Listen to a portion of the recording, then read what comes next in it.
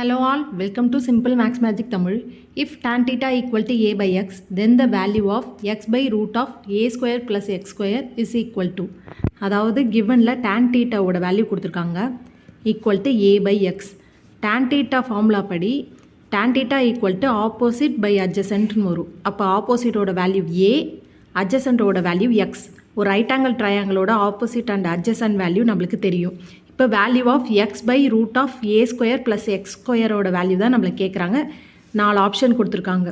First நம்ம hypotenuse value கண்டுபிடிக்கலாம். இதை எப்படி கண்டுபிடிக்கலாம்னா பித்தகோரஸ் தேரம் படி கண்டுபிடிக்கலாம். AC square equal to AB square plus BC square.